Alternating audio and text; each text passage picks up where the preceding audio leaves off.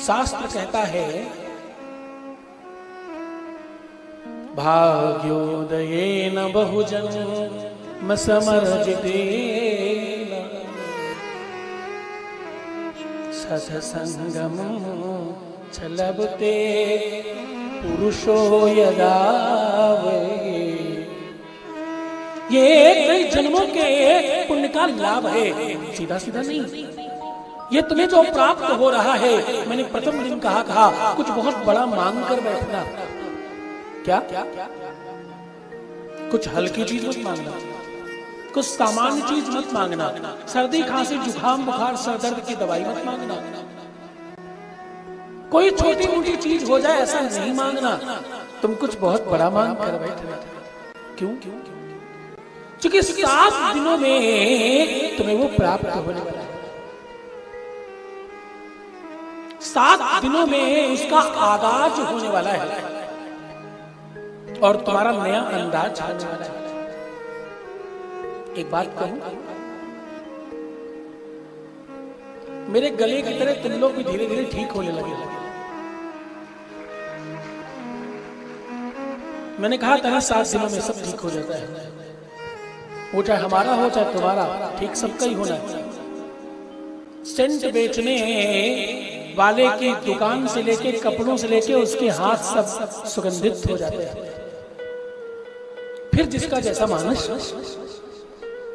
जिसकी जैसी अभिरुचि, जिसका जैसा दर्शन, उसको वैसा लाभ। एक व्यक्ति गया और बोला, दूध वाले को एक बड़ा सा लेटर दिखाया कि जो नगर सेठ है, जो इस शहर का सबसे अमीर आदमी है, उसने कहा है कि मुझे 1 कुंटल दूध दे दो। क्या कर दो? 1 कुंटल दूध दे दो। उसने लेटर देखते ही बोला, अरे वाह, सेठ जी ने कहा है बिल्कुल लेकर जाओ। किसमें लेकर जाओगे? तो ले जाने वाला अपने हाथ आगे बढ़ाकर एक चम्मच दिखाते हुए कहता है, इसमें 1 कुंटल दूध लेकर जाना चाहता हूं। क्या मतलब हुआ? 1 कुंटल दूध देने को तैयार है कोई। क्यों? क्योंकि नगर सेठ का पत्र आया है। लेकिन ले जाने वाले को उसकी मात्रा का अनुमान नहीं है। ले जाने वाले को उसका मूल्य का भान नहीं है। ले जाने वाले को उसका आकार विकार पता नहीं है। किसी को बिना कुछ कहे बहुत कुछ पता चल जाता और किसी को पूरा दिन कहो तो भी पता नहीं चलता। कितने ऐसे लोग हैं जो दूर से आकर लाभान्वित होकर जा रहे हैं। त्र्यंबकेश्वर में कहां से लोग दर्शन करने आ रहे हैं। और यहीं के कुछ खास लोग ऐसे भी होंगे जो त्र्यंबकेश्वर जाते ही नहीं होंगे, वो मंदिर में प्रवेश ही नहीं करते होंगे। ऐसे भी लोग होंगे।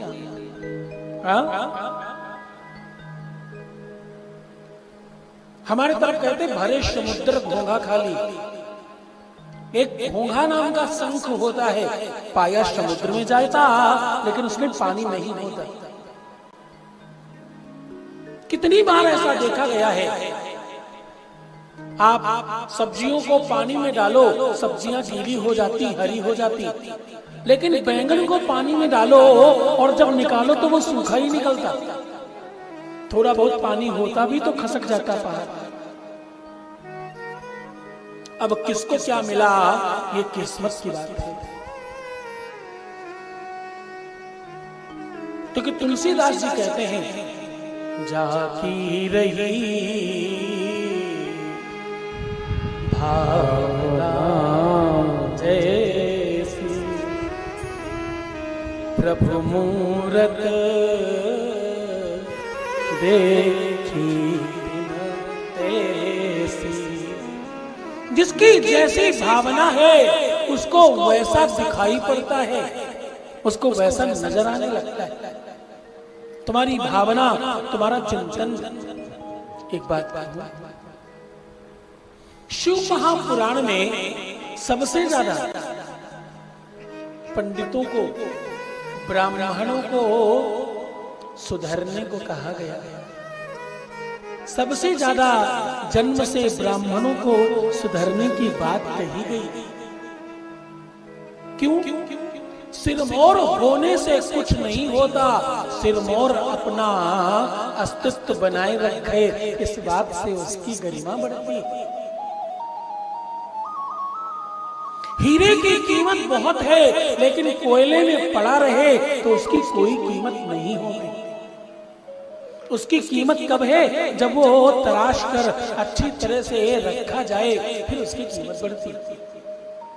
तुम्हारी कीमत बहुत है, तुम कोयले में पड़े हो, बस इतनी सी दिक्कत है। उससे बाहर आओ और अपनी चमक को पहचानो, खुद को समझो, दूसरे की जैसे पहले खुद को जय कहो। ऐसा करने से तुम मूल्यवान हो जाओगे, ऐसा करने से तुम बड़े हो जाओगे, इसमें संदेह ही नहीं है। एक बात कहूं, शिव महापुराण का अद्भुत दर्शन चाहिए। शिव महापुराण तुम बैठकर केवल शिव महापुराण भी अगर सुनते रह गए, कुछ और सुनाई नहीं भी पड़ा, तो भी तुम्हारे जीवन में परिवर्तन शुरू हो जाता है। एक और बात बताऊं, तुम्हारी सकल सूरत बदलने लगती है, तुम्हारा रूप रंग बदलने लगता है और तुम ज्यादा सुंदर दिखाई पड़ने लगते हो। मैं एकदम सत्य कह रहा हूं, इसमें कोई संदेह नहीं। देख कर देखो, एक दूसरे को देख कर देखो, आपको खुद पता चलेगा। जो व्यक्ति पहले दिन बैठा था, उसका रूप लावण्य सौंदर्यता अलग थी, आज दिव्यता कुछ अलग है। हाँ, आज उसकी मुखाकृति का दर्शन कुछ अलग और कुछ भिन्न है। अब इस परिवर्तन को पहचानो और इस परिवर्तन को महसूस करो। इस परिवर्तन को अपना लो अपने अंदर और इस परिवर्तन को अपने अंदर पकड़ कर बैठ जाओ। फिर क्या होगा? फिर तुम्हारा हर पल हर क्षण शिव में भी होगा और सुख में भी होगा। हाँ, क्या होगा? हर क्षण हर पल शिव में भी होगा और सुख में भी होगा।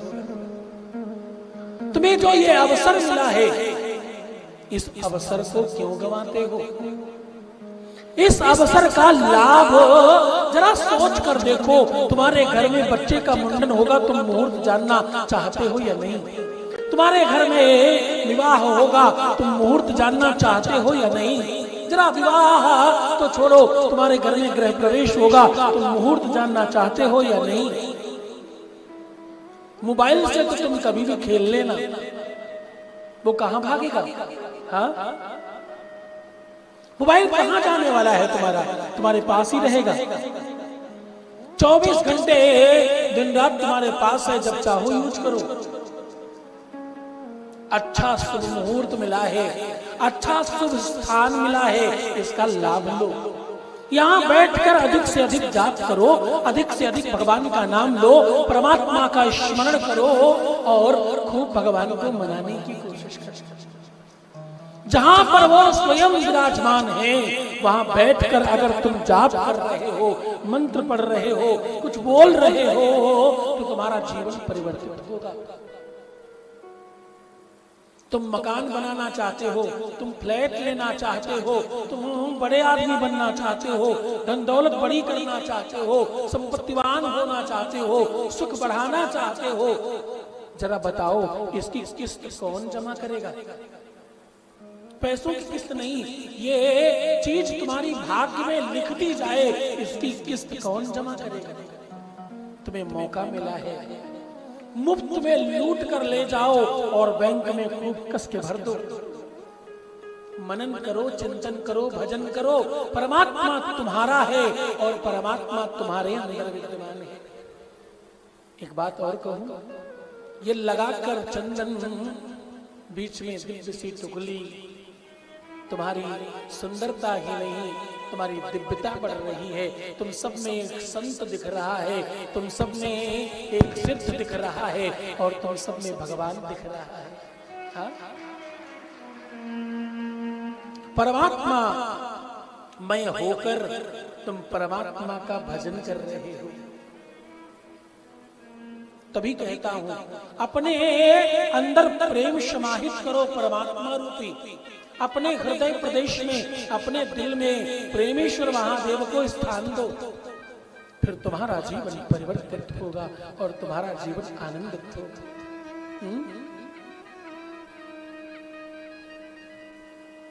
क्योंकि प्रेम जब अनंत हो गया तो रोम रोम संत हो गया। प्रेम जब अनंत हो गया रोम रोम संत हो गया। प्रेम जब अनंत हो गया रोम रोम संत हो गया। प्रेम जब अनंत हो गया रोम रोम संत हो गया। मेरा रोम रोम संत हो गया, मेरा रोम रोम संत हो गया। ओ प्रेमेश्वर रोम रोम संत हो गया, मेरा संत हो गया रोम रोम संत हो गया। प्रेम जब अनंत हो गया रोम रोम संत हो गया।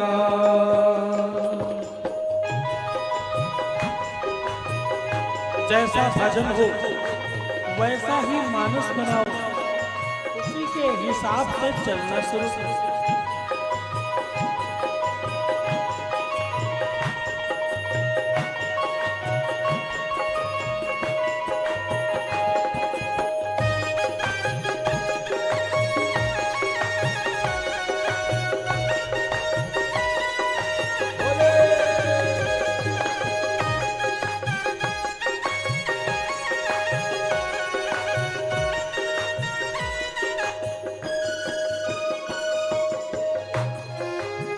और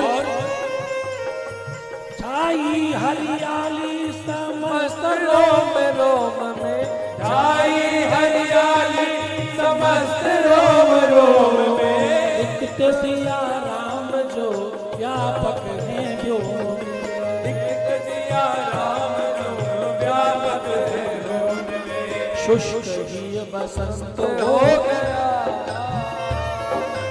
शुष्क ही बसंत हो गया। देखो रोम रोम संत हो गया। प्रेम जब अनंत हो गया रोम रोम संत हो गया। मेरा रोम रोम संत हो गया मेरा रोम रोम संत हो गया। आजी रोम रोम संत हो गया। प्रेम जब अनंत हो गया रोम रोम संत हो गया।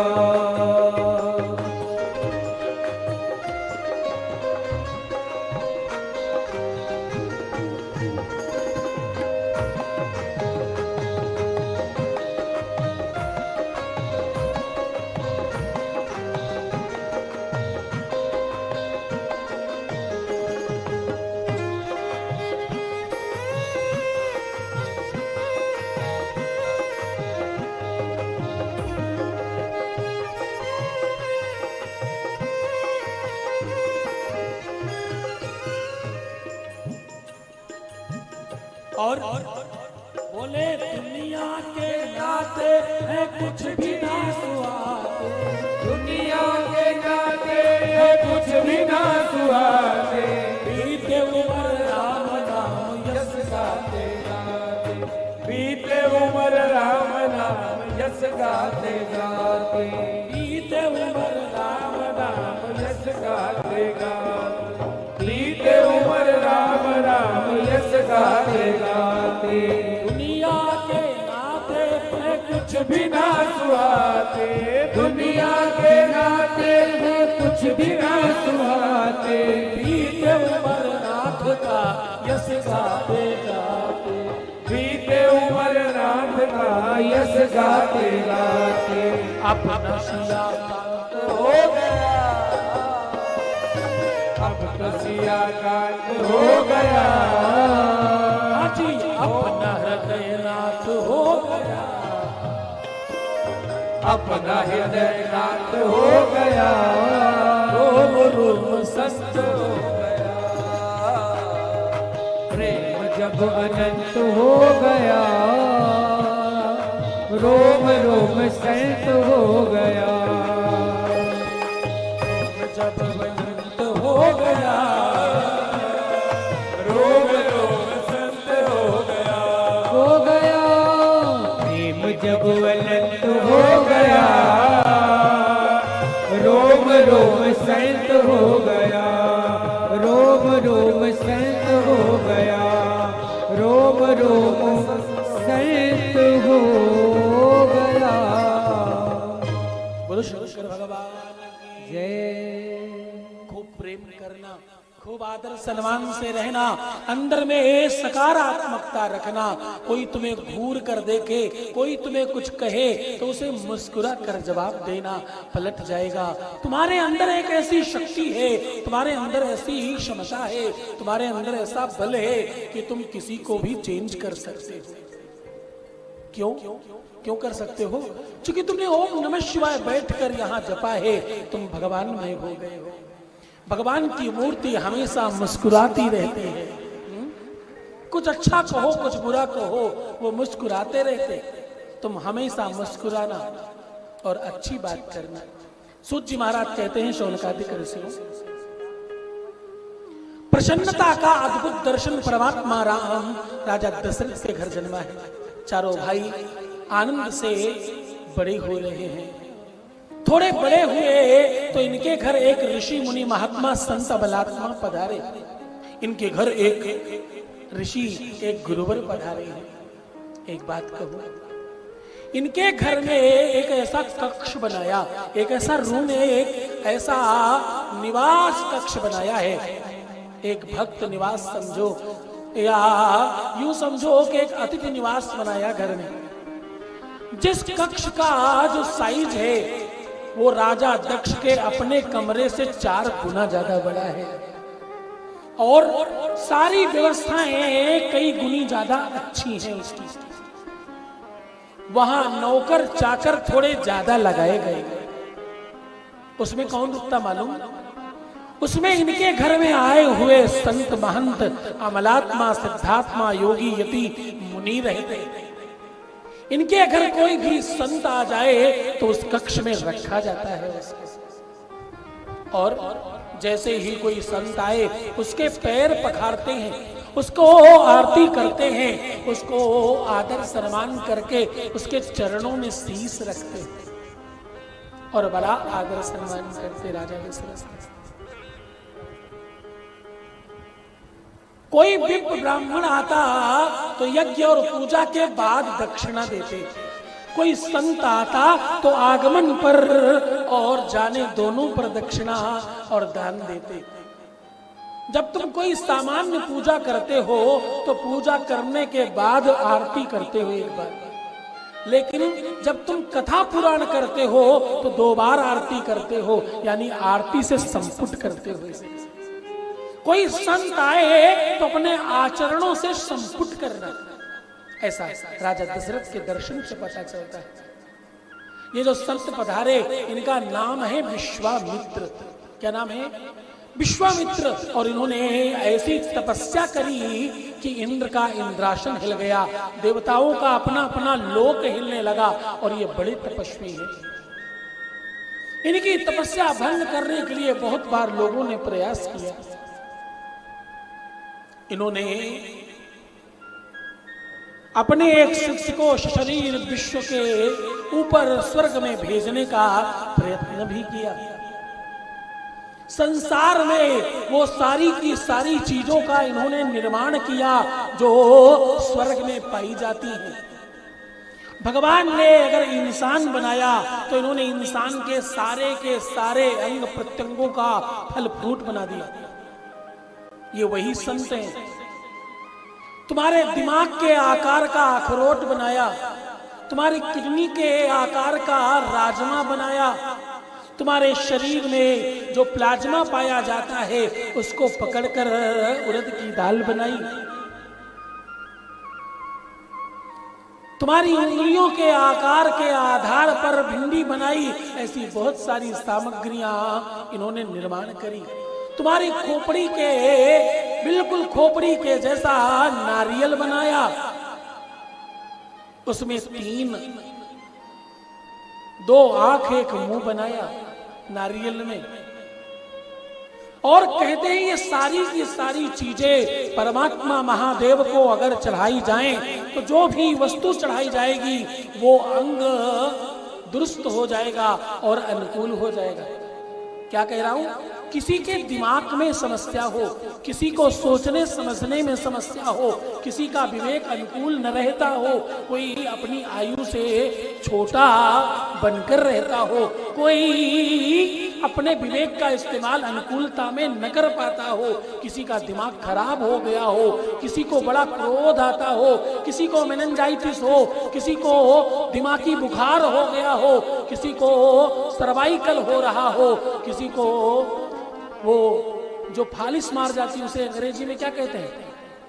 हाँ, लकवा, तुम लोग बोलते हो इसी भाषा में।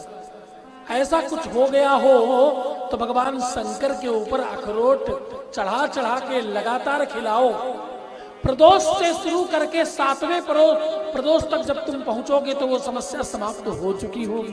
पूरे मन से, पूरी श्रद्धा से करना। भगवान शंकर के ऊपर नारियल चढ़ाएं तो बुद्धि विवेक अनुकूल रहता, घर में धन भर जाता। और नारियल पानी चढ़ाएं तो शरीर में मस्तिष्क से रिलेटेड सारे रोग दोष समाप्त हो जाते, आंखों की रोशनी बढ़ जाती, पूरा का पूरा ईएनटी, नाक कान गला और आंख ये सब अच्छी हो जाती। अगर भगवान शंकर को राजमा और चावल का भोग लगाकर बाहर भिखारियों में बांटा जाए अथवा मंगल को हनुमान मंदिर के बाहर बांटा जाए तो कहते हैं आपकी किडनी से संबंधित रोग और दोष समाप्त हो जाते हैं। वैसे तो हर व्यक्ति को हफ्ते में 1 दिन राजमा जरूर खाना चाहिए। हाँ? 1 दिन उड़द की दाल, 1 दिन राजमा और 1 दिन हरी सब्जियों को अधिकता में खाएं। ऐसा करने से तुम्हारा शरीर निरोगी होगा। ये सारी देन किसकी है मालूम? ये विश्वामित्र की देन है। और विश्वामित्र प्रबल भक्त हैं परमात्मा महादेव के। देवादित्य महादेव का अर्चन करते, अभिषेक करते और उन्हीं में रहते और इन्हें विश्व का मित्र माना जाता, इसलिए इनका नाम विश्वामित्र है। कि राजा दशरथ के घर पधारे और प्रातः राजन से कहा, राजन कुछ मांगने आया हूं। राजा दशरथ ने कहा, आप जो मांगेंगे हम देंगे। हमारे घर संतान हुई, आप पहली बार आए हैं। हमारे 4 बाल गोपाल बुढ़ापे में हमको मिले हैं, आप जो कहेंगे वो हम देंगे। विश्वामित्र ने कहा, राजन ध्यान रखना, मेरा नाम विश्वामित्र है, तुमने जो कहा है वो तुम्हें पूरा करना पड़ेगा। तुम्हारे कुल की, तुम्हारे खानदान की ये पद्धति है। क्या? रघुकुल रीति सदा चली आई। क्या चीज? रघुकुल रीति सदा चली आई। प्राण जाए पर वचन न जाए। रघुकुल रीति सदा चली आई। प्राण जाए पर वचन न जाए। प्राण जाए पर वचन न जाए। प्राण जाए पर वचन न जाए। प्राण जा सकते हैं पर वचन नहीं जाना चाहिए राजन। और जो मैं मांगने आया हूं वो बता रहा हूं तुम्हें। मुझे तुम्हारे दो लाडले चाहिए, राम और लक्ष्मण। क्यों चाहिए? क्योंकि जंगल में मुझे अमंगल हो रहा है, जंगल में मुझे यज्ञ करते समय राक्षस परेशान करते हैं। तो मैं इन दोनों राजकुमारों को धनुष विद्या सिखाऊंगा और इनसे अपनी रक्षा करवाऊंगा। राजा ने जैसे ये बात सुनी, बोले ऋषिवर, मैं तुम्हारे चरणों में बारंबार प्रणाम करूं। ए ऋषिवर, मैं तुम्हें नतमस्तक हो तुम्हारे चरणों में अपनी नाक रख रहा हूं और अपना शीश रखता हूं। ये पूरा साम्राज्य मांग लो ऋषिवर। ए गुरुदेव, पूरा राज्य तुम्हारा, ये मेरी अक्षोणी सेना तुम्हारी और ये दास भी तुम्हारा। मुझे बताओ कौन से जंगल में कौन सा राक्षस है? मैं आपके साथ साथ, लेकिन राम देत नहीं बनत गोसाई, राम और लक्ष्मण मैं दे नहीं सकता, ये मेरे प्राणों से ज्यादा प्यारे हैं। वैसे तो मुझे चारों के चारे राजकुमार अपने से बहुत बहुत प्रिय है, लेकिन राम और लक्ष्मण तो मुझे अतिशय प्रिय है। ये तो बिल्कुल इस प्रकार से है जैसे दोनों आंखों के बगैर कोई इंसान हो जाए, अगर ये चले गए तो। इनके बगैर तो वैसा होगा जैसा शरीर में आत्मा न हो तो वो कैसे रहे, इंसान जीवित न रह सके। गुरुदेव कृपा कर, इनको छोड़कर कुछ भी मांगो, जो भी तुम मांगोगे मैं पहले कह रहा हूं। विश्वामित्र ने कहा, राजन तुम्हारे कुल की परंपरा है, राजन तुम्हारे वंश की परंपरा है कि प्राण चले जाए लेकिन वचन नहीं जाना चाहिए। तो राजन जो तूने पहले कहा है उसी को स्थिर रहने दो। जो मैंने मांगा है मुझे वही चाहिए, परिवर्तित नहीं करना चाहता। और राजन ध्यान रखना, तुम्हारे यहाँ आज रघु, दिलीप, तुम्हारे वंश में किसी एक का नाम बताओ जिसने अपने वचन से जो पीछे हटा हो। क्या तुम परंपरा तोड़ रहे हो? क्या तुम रघुकुल के वंशावली में तुम कहीं त्रिशंकुत नहीं बन रहे? ये वंश अधर में अटक जाए ऐसा तो तुम नहीं चाहते। और राजन ये मर्यादा है और ये टूटने नहीं देंगे।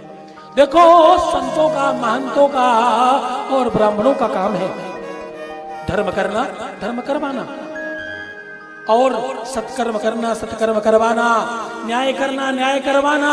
और ऐसा न हो तो उसके लिए शस्त्र उठाकर खड़े हो जाना और ऐसा करवा ही लेना। तो राजन मेरा नाम विश्वामित्र है। पहले तो तुम्हें निवेदन कर रहा हूं, जो मांगा है वो तुम्हें देना चाहिए, अन्यथा तुम्हें देना पड़ेगा, ये विश्वामित्र कह रहा है। राजा को बहुत तरीके से समझाया, बहुत नाना प्रकार से समझाया और कई प्रकार से राजन को उदाहरण दे देकर समझाया। राजा को समझ में आ गया, दिया हुआ दान चाहे पुत्र ही क्यों न हो वो आपको देना चाहिए। विश्वामित्र जी कह रहे हैं।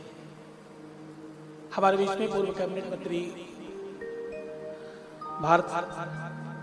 महाराष्ट्र प्रदेश के शिवसेना से है, पधारे हैं, आपका बहुत स्वागत, बहुत बहुत धन्यवाद। विश्वामित्र जी कह रहे हैं राजन से, बोले विश्वामित्र कहे सुनो दशरथ, इस मेरे पैगाम को यज्ञ करन नहीं देवे निशाचर दीजे लक्ष्मण राम को। विश्वामित्र करे इस मेरे पैगाम को यज्ञ करे नहीं देवे निशाचर दीजे लक्ष्मण राम को। यज्ञ करे नहीं देवे निशाचर दीजे लक्ष्मण राम को। विश्वामित्र कहे सुन राजन दीजे पैगाम को। करन नहीं देवे निशाचर दीजे लक्ष्मण राम को। यज्ञ करन नहीं देवे निशाचर दीजिए लक्ष्मण राम को। यज्ञ करन नहीं देवे निशाचर दीजिए लक्ष्मण राम को। विश्वामित्र कहे तुम राजन इस मेरे पैगाम को। यज्ञ करे नहीं देवे निशाचर दीजिए लक्ष्मण राम को। यज्ञ करन नहीं देवे निशाचर दीजिए लक्ष्मण राम को। पहले उनकी बात सुनी जब नपवर दिल थर्राया। पहले उनकी बात सुनी जब रघुवर दिल थर्रा गया। पहले उनकी बात सुनी तब नपवर दिल थर्रा गया। सोच समझ के राम लखन का हाथ में उनके हाथ दिया। सोच समझ के राम लखन का हाथ में गुरु के हाथ दिया। राम लखन कर दिए मुनि संग छोड़ अयोध्या राम को। राम लखन चल दिए मुनि संग छोड़ अयोध्या राम को। यज्ञ करन नहीं देवे निशाचर दीजिए लक्ष्मण राम को। शंभु करन नहीं देवे निशाचर दीजिए लक्ष्मण राम को। आज यज्ञ करन नहीं देवे निशाचर दीजिए लक्ष्मण राम को।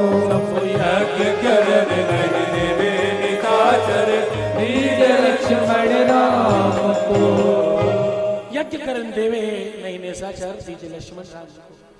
राम और लक्ष्मण को लेकर विश्वामित्र अपनी कुटिया में पधारे।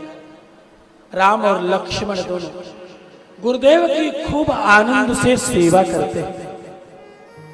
राम और लक्ष्मण दोनों गुरु चरणों में अनुराग और प्रीति रखते हैं। एक संत कहते कि राम के जीवन में भगवत्ता आने का एक और बड़ा कारण है। पूरे विश्व ने उन्हें राम माना, इसके दो बड़े कारण हैं। पूरे विश्व ने उन्हें भगवान माना, इसके दो बड़े कारण हैं। एक अयोध्या के संत कहते एक पहला कारण ये है कि उनकी निष्ठा गुरुदेव के श्री चरणों में थी। जिसकी भी निष्ठा गुरुदेव के चरणों में है और प्रीति चरणों में गुरुदेव के है। गुरुदेव का आदेश सर्वोपरि है और गुरुदेव के लिए आदर और सम्मान ब्रह्मा विष्णु महेश के समकक्ष है। उसके जीवन में भगवत्ता आएगी और वो श्रेष्ठ होगा ही होगा, इसमें संदेह नहीं किया जा सकता। और दूसरा कहते बड़ा कारण ये है कि नदी सरयू नदी के एक किनारे से राजा दशरथ का पुत्र जाता है और लौटकर 14 वर्षों के बाद भगवान मर्यादा पुरुषोत्तम श्री राम आता है। इसका बड़ा कारण है 14 वर्षों का संघर्ष। अतिशय संघर्ष किसी को भी भगवान बना देता है। तुमने सुना है ना वो पत्थर वाली कथा? हाँ, एक पत्थर जमीन पर बिछाया जा रहा है, दूसरा पत्थर पूजा किया जा रहा है। संघर्ष ने उसे भगवान बना दिया। हाँ, जो संघर्ष में टूटा नहीं, जो संघर्ष में झुका नहीं और जो संघर्ष में अपने आप को समेट कर रखे रहा और अपने इष्ट पर गुरु पर विश्वास करके बैठा रहा, उसे श्रेष्ठ बनने से कोई रोक सकता नहीं। हाँ? तो वो कहते दो बड़े कारण हैं, जिसमें से एक गुरु भक्ति है राम की। ताड़का इत्यादि का वध किया और अब वो समय आया जिस कारण से गुरुदेव राम लखन को लेकर आए। गौर से सुनना, संतों के और गुरुओं के हर काम में कोई नई अदा है, हर बात में कुछ बड़ा रहस्य छुपा हुआ है। संत कभी कभी उल्टा बोले तब भी सीधा और सीधा बोले तब भी सीधा, मरा मरा मरा मरा कहे तब भी राम राम है और राम राम कहे तब भी राम राम है। कबीरदास जी कहते कबीरदास की उल्टी वाणी, भीगे कम्बल और बरसे पानी। कबीरदास की उल्टी बानी, बरसे कम्बल भीगे पानी। कबीरदास जी स्वयं कहते, चलती चाकी देख कर दियो कबीरा रोए, दुई पाटन के बीच में साबुन बचा न कोई। ये संसार रूपी जो पट चल रहा है, इसमें जो फंस गया वो पिस जाएगा और वो बर्बाद हो जाएगा। और इनका ही सुपुत्र क्या कहता, बोले चलती चाकी देख कर हंसो कमाल ठठाए। इनके पुत्र का नाम कमाल है। बोले चलती चाकी देख कर हंसो कमाल ठठाए, जो कीले के तरफ सा बाल नवा का जाए। कीले मतलब भगवान के सन्निधि में जो है उसका कुछ नहीं होता। और ये सच है, चक्किया में जो पुराने लोग चक्की देखा होगा, जिन्होंने हाथ वाली चक्की से आटा पीसने की पद्धति जिसने देखी होगी उसे मालूम होगा। उसमें बीच में एक धुरी होती जिसमें वो ऊपर का चक्किए का पट बंद होता और उसके सहारे चलता। उसके आसपास जो गेहूं के दाने फंस जाते उसे कुछ नहीं होता, वो साबुत बाहर निकल कर आते। चक्की चलती रहती, आटा निकलता रहता और वो कुछ दाने उसमें फंस जाते, उसको कुछ नहीं होता। तो जो परमात्मा का नाम लेता है, जो नाम स्मरण करता है, ओम नमः शिवाय कहते रहता है, मेरा हर पल हर क्षण शिवमय हो रहा है और सुखमय हो रहा है। ये कहने वाले के ऊपर कितना ही संघर्ष आ जाए, संघर्ष दिखाई तो पड़ेगा, चक्की चलेगी तो, लेकिन इसका कुछ नहीं होगा, उसके ऊपर कोई संकट नहीं आएगा। हाँ? तो विश्वामित्र जी भगवान राम को इसलिए नहीं लाए कि उनको कोई जंगल में राक्षस परेशान करते थे। विश्वामित्र जी तो कोई जरा सा उठा के इतना बड़ा ईंटा साइड में रख देते तो वो राक्षसों को पहाड़ दिखाई पड़ता रहता और कुछ न होता उनका। वो तो इसलिए लाए हैं कि दो अलग अलग कुल के लोग हैं जो कभी मिल नहीं सकते थे, उनको मिलाने का साधन बनाने लाए। भगवान शिव के भक्त हैं, इसलिए जीवन में अद्भुत प्रकाश बनाने लाए हैं। आज कहते राम जाओ, वो जो पुष्प वाटिका है वहां से पुष्प तोड़ कर ले आओ। राम और लक्ष्मण पुष्प तोड़ने गए। इधर से अयोध्या नरेश के सुपुत्र दोनों राम लखन पुष्प तोड़ने जा रहे हैं। उधर से जनक नंदनी माता सीता अपनी सखियों के साथ पुष्प तोड़ रही। दोनों ने एक दूसरे को देखा और पहले ही क्षण में पति और पत्नी जैसा मान लिया। अब जब पति और पत्नी माना, प्रेम हुआ, महादेव प्रेमेश्वर की कृपा से मैं जब कहता हूं कि राम और कृष्ण को भी प्रेम भगवान शिव ने दिलाया। शिव का असली नाम प्रेमेश्वर है और इन्होंने किसी और को नहीं, खुद को भी दिलाया है। इनको पाने के लिए पार्वती जी ने इनकी ही पूजा करी और खुद को पा लिया। अपने आप को पार्वती को दे दिया इन्होंने पति के रूप में। ये ऐसे दयालु हैं। तो सीता को जब राम पसंद आए तो सीता ने क्या किया मालूम? सीता ने इनकी धर्म पत्नी माता गौरी की पूजा की और प्रार्थना करा। इस प्रार्थना को गौर से सुनो। तुम्हारा दाम्पतिक जीवन अनुकूल होगा, तुम्हारा वैवाहिक जीवन सुखमय होगा, विवाह का संयोग बनेगा, तुम्हारे बच्चों के जीवन में अच्छा वर और अच्छा घर आएगा। इसको बड़े मनोयोग से सुनना। मन जागे राचे भूमि लही सोबर सहज सुंदर सावरो करुणा निधान सुजान शील स्नेह जानक रावरो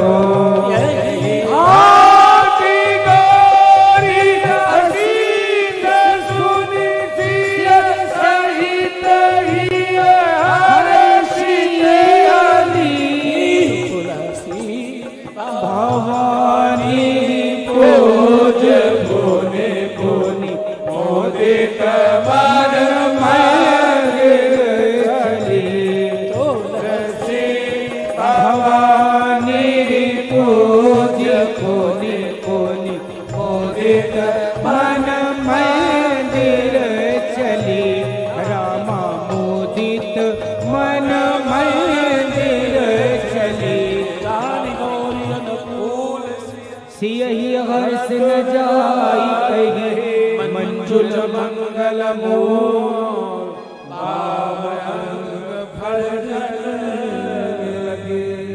और जैसे पूजा संपन्न हुआ तो बोले खसी माल मूरत मुस्का,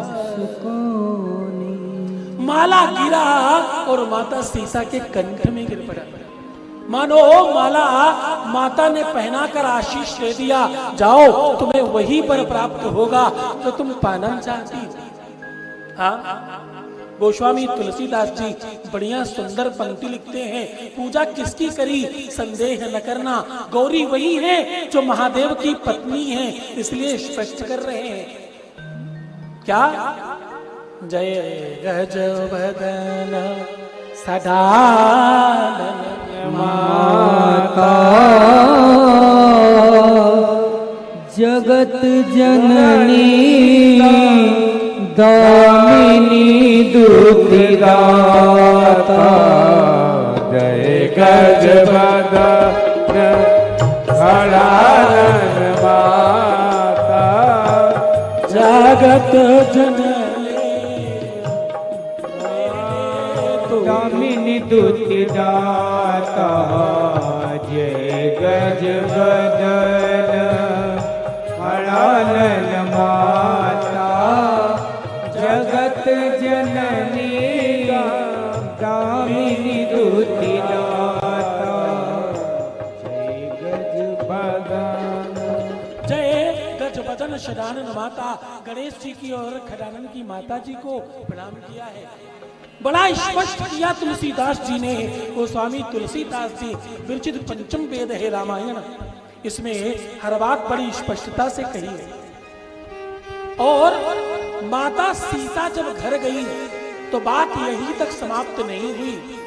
केवल और केवल माता गौरी का पूजा नहीं किया, घर जाकर भगवान शंभू को भी प्रणाम किया।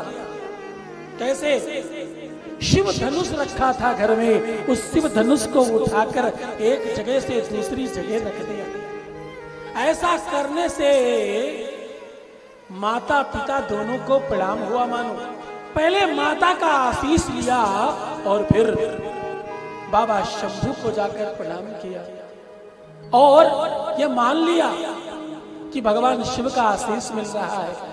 और जैसे ही इन्होंने वो शिव धनुष उठाया, जैसे ही शिव धनुष को उठाकर रखा, वैसे ही राजा जनक ने ये काम देख लिया। राजा जनक ने प्रण किया, मेरी बेटी से विवाह उसी का होगा जो शिव धनुष को उठाकर तोड़ेगा, जो शिव धनुष की प्रत्यंचा चढ़ाएगा, शिव धनुष को हिला देगा या उठा देगा, उसके साथ मेरी लाडली मेरी पुत्री का विवाह होगा। ऐसा समूचे अपनी राज्य में उन्होंने, आसपास के मित्र राज्यों में उन्होंने ऐसा टुकटुकी पिटाई और ऐसा संदेशा भिजवा दिया। दूर दूर से राजा आए, बड़े बलशाली राजा आए, बड़े परम प्रतापी राजा आए और बड़े श्रेष्ठ राजा आए। सबने आकर के मानो अपना अपना बल दिखाने के लिए, अपना अपना पौरुष दिखाने के लिए सब पधारे। इसमें राजा दशरथ को निमंत्रण नहीं जाना था, इसलिए विश्वामित्र जी राम और लक्ष्मण को लेकर पधारे। अब भगवान शिव की कृपा देखना, वो शिव धनुष इतना गरु हो गया। कहते हैं गरु क्यों हुआ? क्योंकि इसमें माता पार्वती, माता शिवा और भगवान शंकर इसमें आके विद्यमान हो गए। वो आकर इसमें बैठ गए ताकि कोई उठा न सके, कोई हिला न सके। सबने अपना अपना जोर जमाया और शिव का धनुष हिला भी नहीं। राजा जनक को बड़ा कष्ट हुआ। अब जरा गौर से सुनना, राजा जनक कौन है? राजा जनक विदेह है और उन्होंने महात्मा अष्टावक्र से अष्टांग योग की दीक्षा ली है। उसके बावजूद जो विदेह हो, जिसके देह में किसी भी प्रकार का कोई भी आभाव आभास होता न हो, दाहिने हाथ में आग रखो, बाएं हाथ में बर्फ रखो, दोनों का भेद जिसे पता न चले, उसका नाम जनक है। हाँ, ऐसे जनक को भी आज रोना आ रहा है और वो परेशान हो रहे हैं। क्यों? बिटिया होती ही इतनी लाडली है। मैं सत्य कहूं एक बात, पुत्र तो माताओं को ज्यादा प्रिय होते हैं, माताओं की वजह से पिता को भी प्रिय होते हैं, लेकिन बेटियां लाडलियां ये छोटी छोटी गुड़िया जो हैं ये तो अपने बाबुल को, अपने पिता को अधिक प्रिय होती, अपने आत्मज को, अपने पिता को बहुत प्रिय होती और हृदय की सबसे सुंदर परी जैसी रहती हैं और उनको बड़ा स्नेह करते पिता। मैं सबसे कहूं, अगर असली पिता होने का सुख चाहिए तो घर में एक छोटी सी सुकुमारी कन्या होनी चाहिए, एक लाडली तुम्हारे घर होनी चाहिए। वो परी जब झुन झुन कर निकलती, वो जब खेल कर आती और जब तुम्हारे शीश के ऊपर बैठकर बालों में कुछ करती, तो मैं सच कहता हूं ये आनंद विश्व में कहीं और नहीं मिलता। तुम थक हार कर आओ, तुम्हारा ध्यान रखने वाला कोई और होगा नहीं। तुम्हारा पुत्र कभी हो सकता है कि तुम्हारे लिए पानी लेकर आ जाए, लेकिन लाडली हर दिन तुम्हारे लिए पानी लेकर आएगी और तुम्हें जरूर पिलाएगी। तुम्हें क्या खाना है, क्या पीना है, तुम्हें क्या पहनना है और कैसे तुम्हें रहना है, तुम्हें क्या अच्छा लगता है, इस बात का अगर कोई ज्यादा ख्याल रखता तो वो लाडलियां रखती, बेटियां रखती। हाँ, और एक बात कहूं, बिटिया के विवाह में माताएं बहुत रोती थी। माताओं को तो किसी की भी बिटिया का विवाह हो रहा हो, हंसी करके गई, अभी खूब मुस्कुरा रही थी और जैसे ही विदाई हुई वैसे ही चाहे काजल बह जाए और चाहे मेकअप छूट जाए, लेकिन तत्काल रोना शुरू कर देती।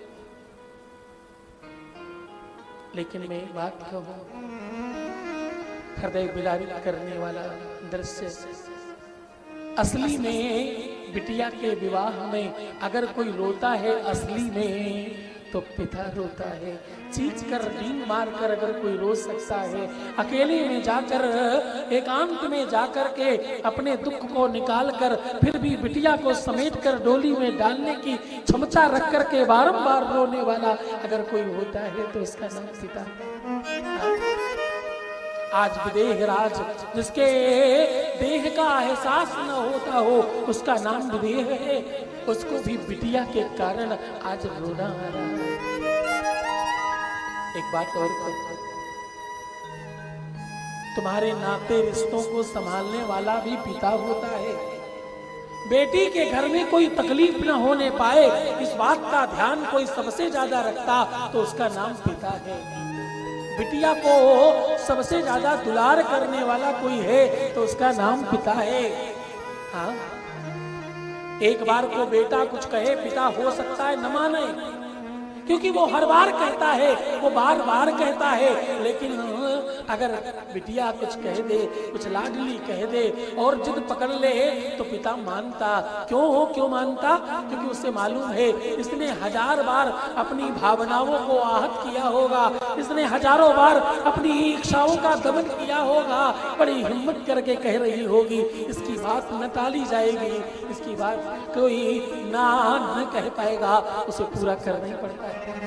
वो पिता पूरा करता है।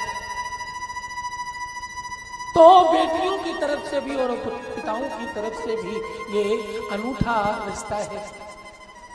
मैं एक बात कहूं, बेटियां माओं से ज्यादा क्लोज होती हैं, अपनी अंतरंग बातें माओं को बता सकती हैं, पिता से हर बात नहीं कह सकती। थोड़ा लाज शर्म होती है, थोड़ा संस्कार होते हैं, थोड़ी हो सकती है पैतृकता और पारिवारिक रीति कुरीति के चक्कर में पिता से हर बात न कह पाए, लेकिन पिता फिर भी सब कुछ समझता है और पिता सब जानता है। पिता अपनी बेटी के सुख और दुख को आभासित करता है। पिता अपनी बिटिया के लिए सर्वस्व करने के लिए सदैव तत्पर और तैयार रहता है। आज राजा जनक को कष्ट हो रहा है। राजा जनक ने भरी सभा में कहा, क्या पूरी धरती वीरों से खाली है? क्या कोई वीर नहीं रहा? सब कायर हो गए हैं क्या? और क्यों नहीं राजा चूड़ियां पहनते? ऐसी तमाम बातें वेग में आकर राजा कह जाए। बहुत सारी बातें जब कहने लगे राजा तो सब तो चुप बैठे रहे, लेकिन लक्ष्मण को क्रोध आ गया। लक्ष्मण खड़े हो गए और बोले, राजन आप क्या कह रहे हैं? राजन तुम्हें सोच समझ कर बोलना चाहिए। शायद तुमने अयोध्या नगर के राजा दशरथ का नाम सुना नहीं है, अन्यथा आप ऐसा नहीं कह सकते। शायद तुमने रघुकुल का गौरव सुना नहीं है और उसकी पताका को तुमने देखा नहीं है, अन्यथा ये बात आप न कह पाते। और राजन धनुष, इस धनुष की क्या बात करते हो तुम? मेरे भाई का आदेश मिले, मैं अभी के अभी पूरी धरती के 4 टुकड़े कर अभी छोड़ दूंगा, पूरा विश्व पलट कर रख दूंगा। आप एक बार कहिए तो सही। जब लक्ष्मण बहुत प्रकार से क्रोध करने लगे तो राम को लगा बात खराब ना हो जाए। भगवान हमेशा आगामी चीजों को बनाने के लिए जाने जाने वाली शक्ति का नाम है, जो भविष्य निर्माण करता है, जो तुमसे सब कुछ करवा लेता है, उसका नाम भगवान है। हाँ? जो होने वाला है वो पहले से निर्धारित करने का नाम भगवान है। राम को लगा सब गड़बड़ हो जाएगा, तो राम इशारे में लक्ष्मण से कह रहे हैं, बोले शांत हो जाओ भैया, तजो क्रोध को। क्या? शांत हो जाओ बाबू, तजो क्रोध को। इस समय क्रोध में बोलना ही नहीं, इस समय क्रोध में बोलना ही नहीं। शांत हो जाओ भैया, तजो क्रोध को। और क्यों नहीं बोलना? बोले पूज्य गुरु देव बैठे, पिता तुल्य मिथिलेश। पूज्य गुरुदेव बैठे, पिता तुल्य मिथिलेश। पूज्य गुरु देव बैठे, पिता तुल्य मिथिलेश। पूज्य गुरुदेव बैठे, पिता तुल्य मिथिलेश। राम कुछ बोल रहे थे, लक्ष्मण ने विचार किया, पूज्य गुरुदेव तक बात ठीक थी, मैं शांत हो जाऊं ये भी बात ठीक थी, लेकिन पिता तुल्य मिथिलेश कब हो गए?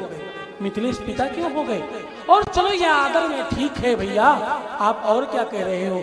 बोले पूज्य गुरु देव बैठे, पिता तुल्य मिथिलेश। और माँ सुनैना सुनैना सुनैना, सीता की माता का नाम सुनैना है। सुनैना सुनैना सुनैना। माता सीता की माता का नाम सुनैना है। कह रहे माता सुनैना, सुनना ले कही है सब बातें। माँ सुनैना सुनैना सुनैना सुने, माँ सुनैना सुनैना सुनैना सुने। लक्ष्मण को लगा दाल में कुछ काला है, पिताजी भी बन गए हैं, माताजी भी बन गई हैं, अब आप तो पधारो और भाभी जी बनाकर कल संपन्न करो।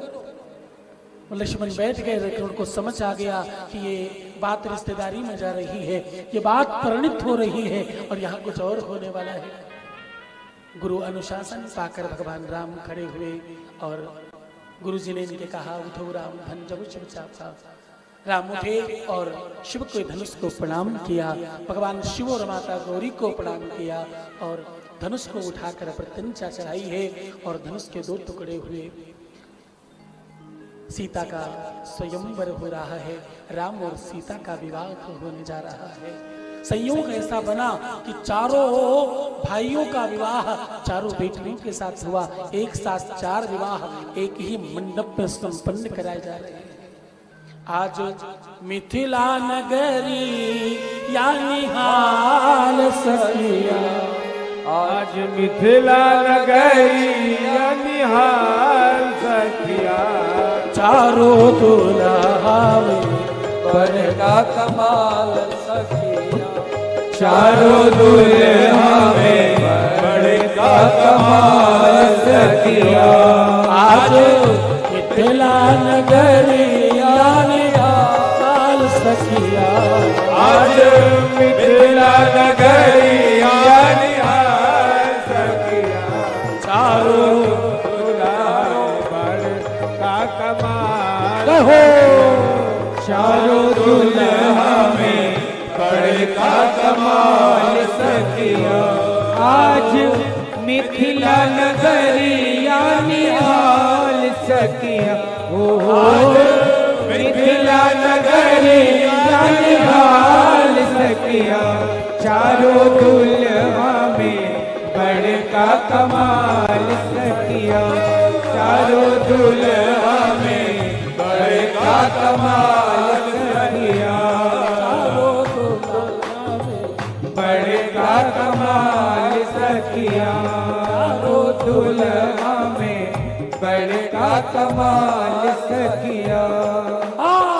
जय सिया राम जय जय सिया राम। जय सिया राम जय जय सिया राम। जय जय सिया राम। जय सिया राम जय जय सिया राम। जय सिया राम जय जय सिया राम। जय सिया राम जय सिया राम। जय जय सिया राम। चारों दुल्हा में बड़े का कमाल सखिया। ओ चारों दुल्हा में बड़े का कमाल सखिया। आज मिथिला नयनवा काली काली कजरारी झुलवी नयनवा। काली कजरारी झुलवी नयनवा। लाल चंदन सोहे इनके भाल। सोहे इनके भाल सखिया। चारों चारों दुल्हा में बड़का कमाल सखिया। ओ चारों दुल्हा में बड़का कमाल सखिया। आज मिथिला नगरिया निहाल सखिया। आज मिथिला नगरिया निहाल सखिया। ओ चारों दुल्हा में बड़का कमाल सखिया। चारों दुल्हा में बड़का कमाल सखिया। जय हो बोलिए सियापति रामचंद्र भगवान की।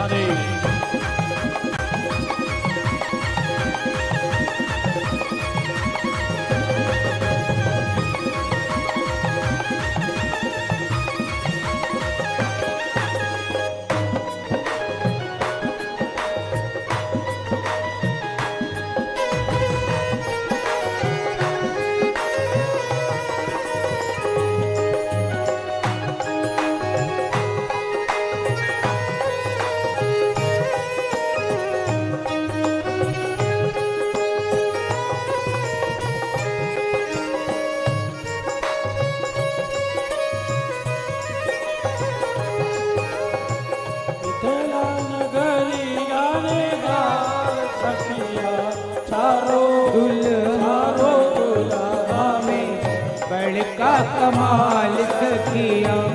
चारों दुल्हा में का कमाल सखिया, वो चारों दुल्हा में बड़का कमाल सखिया, वो चारों दुल्हा में बड़का कमाल सखिया।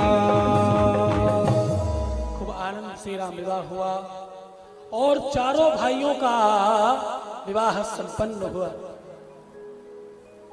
चारों जोड़ों के साथ अयोध्या वापस आए हैं। खूब आनंद से इनका स्वागत हुआ।